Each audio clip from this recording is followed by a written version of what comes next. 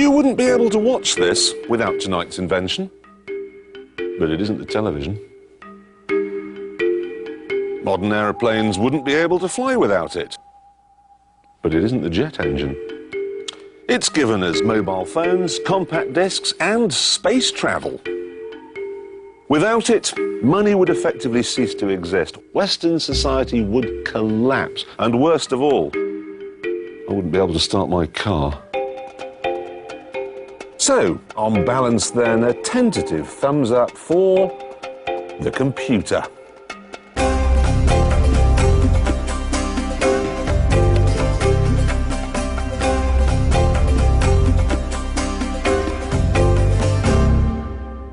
Computers have become so much more than glorified typewriters. They're robots, cars, designers and pilots. Apparently computers now have intelligence. They've become so bright they can even chop vegetables. Computers then have certainly changed the world. Even my willfully low-tech life as a journalist has been completely transformed by computers. You wouldn't believe how backward things were for a reporter way back in the late 20th century. When I was a lad, it wasn't just the hairstyles that were different. To get copy to press, you had to dictate your article to a copy typist who sent it to a sub-editor who checked and edited it with his blue pencil before handing it on to the pictures editor who, after doing picture editing things, passed it on to a layout editor who decided on a page for the article. Next, off it went to the printers. First, the page was made up in a flatbed and proofs taken, and a mould was made, which was turned via the mysteries of hot metal into a print roller. Finally, the presses rolled. At last. Today, however, things are a bit different. I've just written a newspaper column on this laptop while flying across the Pacific Ocean. And now I'm going to email it via satellite to London for tomorrow... No, not tomorrow. For yesterday's paper. It is, it's yesterday's. That makes your head hurt. Anyway, it's gone. Bye.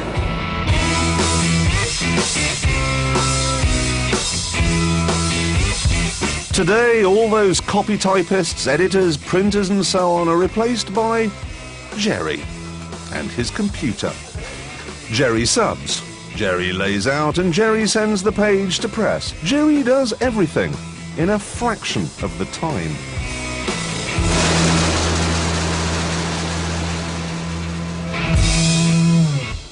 So, thanks to the computer, a man in Penzance can now read something that I wrote the day before, 35,000 feet above New Zealand. And do you know what the most amazing thing about that is? That we take it for granted. Today, computers come in many different forms, but whatever they appear to be doing, all they're actually doing is maths. Very quickly. The story of the quest to build an electronic brain, how computers were conceived, how they grew up and where they're taking us to now is an epic spanning 3 centuries. It's a story of sex and suicide, a tale of obsession and excess. And as with so much of what we now call civilization, it all started with the Victorians.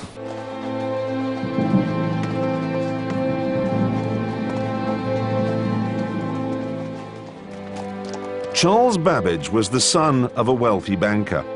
He was Lucian Professor of Mathematics at Cambridge University. He was a Fellow of the Royal Society, a respected economist and amateur playwright, the archetypal polymath, known to everybody who mattered in Victorian London. But it all went wrong. When he died 130 years ago, he was uncelebrated and unloved. No one came to his funeral.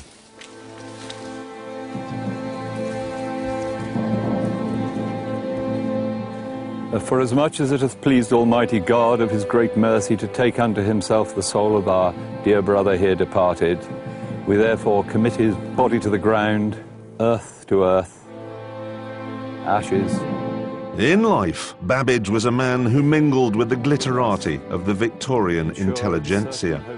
In death, he was abandoned by all but his closest relatives, a far cry from his remarkable and full career. Blessed be the name of the Lord. He immersed himself in the study of biblical miracles and spent months calculating that the chances of being raised from the dead were 1 in 10 to the power of 12. Weird. But then this was a man who once baked himself in an oven at 265 degrees Fahrenheit for exactly 4 minutes to find out what would happen. Then, when he'd cooled down, he invented the Greenwich time signal. One afternoon, for fun, he went to the London borough of Marylebone and counted all the broken window panes. There were 462. And then he drew up a chart detailing the precise cause and type of every single break. Well, how about this one? One day he was lowered into Mount Vesuvius because he wanted to know how hot lava was. Babbage was a complete number junkie. He was obsessed with order, he was obsessed with maths, he was obsessed with tabulation.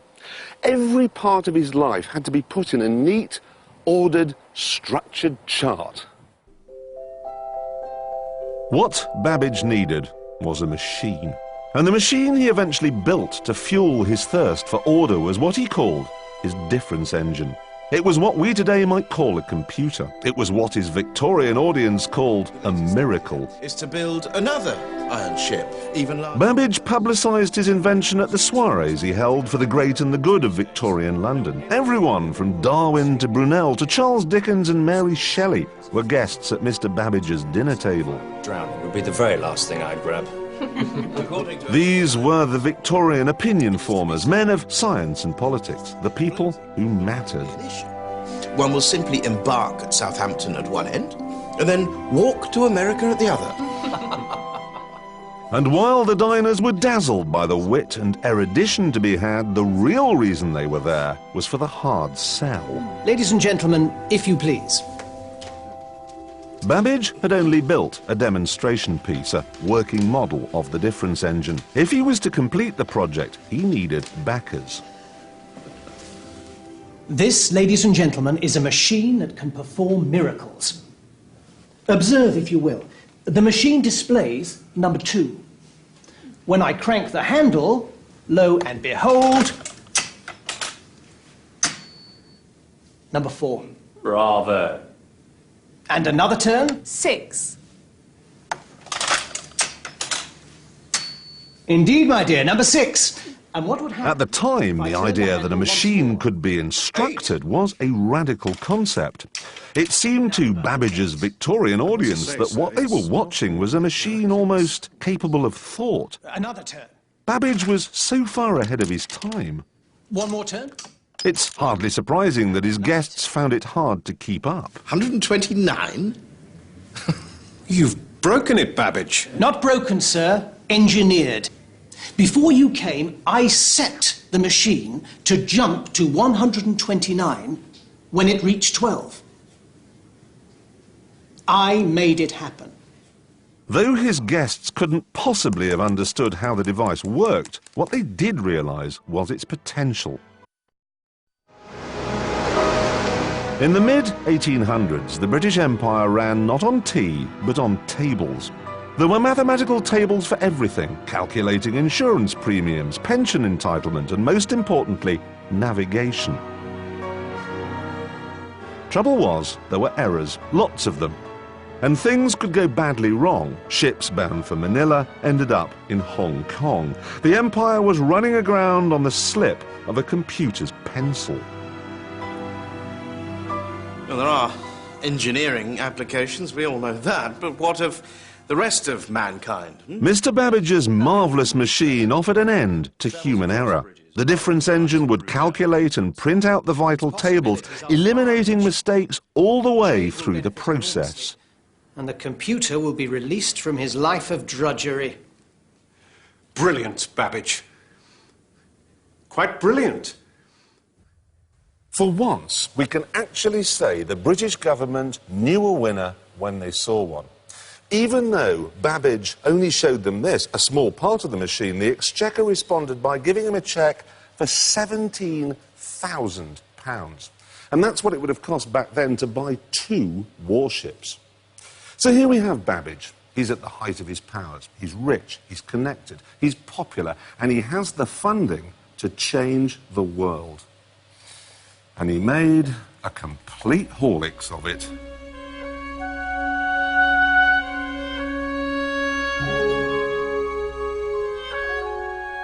First, he fell out with the one man in the country capable of making the machine, his engineer, Joseph Clement.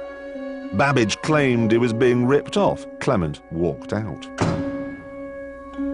Next, he changed his mind about the design and started from scratch on an even bigger, better machine, the imaginatively named Difference Engine 2.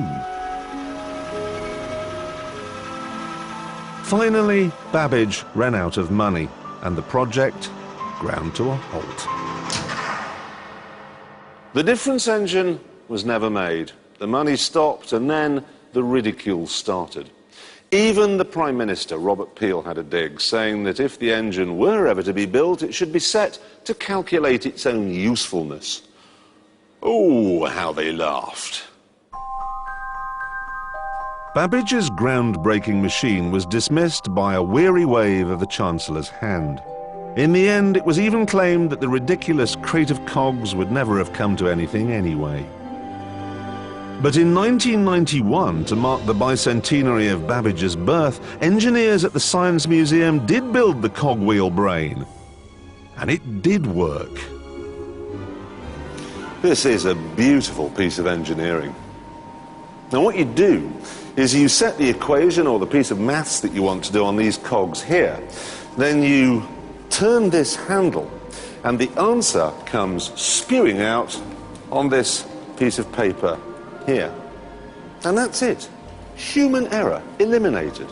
All the men with pencils eaten and spat out by this brass and gunmetal.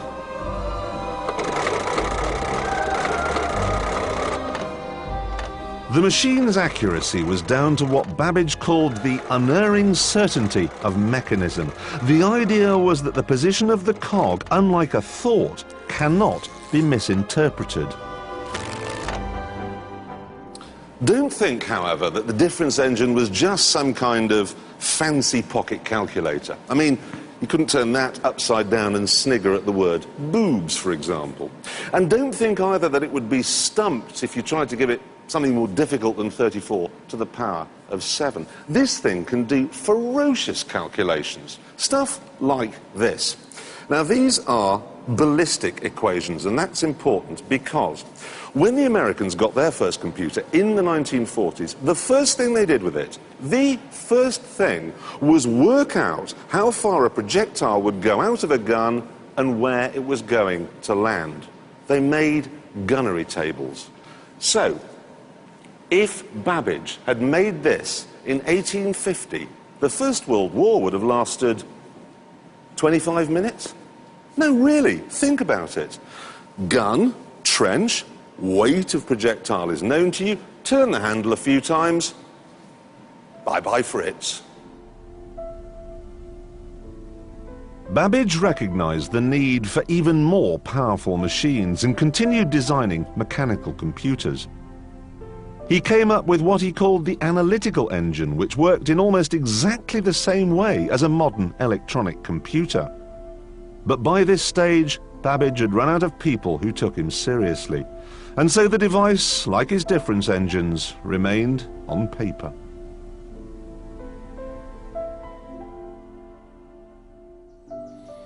Charles Babbage gave the world many things. Gave the theatre coloured lighting for a kick-off. And he left the railways with 2 different types of cowcatcher. But alas, he produced no brass brain. So the chance of a Victorian information age was extinguished.